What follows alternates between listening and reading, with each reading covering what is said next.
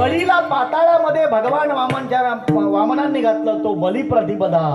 आणि नरक चतुर्दशी म्हणजे या नरकासुराने बरं का 1007 बालिकेंना 1000 बालिकेंना 100 बालिकेंना आणि आपल्या कैदेत ठेवलं होतं. इतके नालायक राजे त्यावेळेला पण होते. आणि ह्या बालिका ठेवल्या होत्या. जेव्हा कृष्णाला माहिती पडलं की या बालिकेंना त्यांनी कोंडणखान्यात कोंडून ठेवल्यात, तेव्हा माझ्या भगवान कृष्णाने जाऊन त्या नरकासुराला मारलं. तो दिवस म्हणजे नरक चतुर्दशी. असं आहे. आता युट्यूबवर सगळं मिळतं, सर्च करा, पटापट पटापट मिळतं.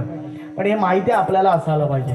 पण श्रीकृष्णाने जो संदेश आपल्याला दिला की जर कोणी स्त्रियांचा अपमान करत असेल तर त्याला मी मारल्याशिवाय राहणार नाही, हा श्रीकृष्णाचा आपल्याला संदेश आहे. रामरायांचा पण तोच संदेश आहे. आणि म्हणून जेव्हा त्या बालिकांना सोडलं, त्याला सोडल्यानंतर त्यांचे घरचे त्यांना घ्यायला तयार नाहीत. आणि समाज कशाला घेईल, म्हणून त्या सगळ्या बालिका बरं का 16,100 कृष्णाकडे गेला. आणि कृष्णाला सांगितलं, कृष्णा अरे कोणीच समाज आम्हाला घ्यायला तयार नाही, आमचे घरवाले आम्हाला घ्यायला तयार नाही, आम्ही काय करू, जीव देऊ का? तेव्हा माझ्या श्रीकृष्णाने बरं का त्या 16,100 बरं का त्यांना नाव आपलं दिलं. बरं का त्यांना पट्ट राण्या बनवून घेतला. हा जगामध्ये इतिहास घडला.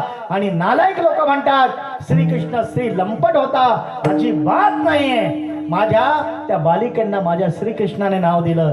किती मोठा विचार आहे. आताचा एखादा तरुण एखाद्या वेशीशी लग्न करेल? त्या नरकासुराने त्यांना ठेवल्या होत्या, पण तरी सुद्धा त्या बालिकांना एक तर मरण पत्करावं लागलं असतं. म्हणून कृष्णाने सांगितलं माझं नाव तुम्हाला देतो. आणि हा विचार 5000 वर्षापूर्वी घडला. आणि म्हणून आपण सुद्धा धर्माचं पालन करत असताना आमच्या माऊलींचा सन्मान करा, हेच सांगणार आहे. विठ्ठल.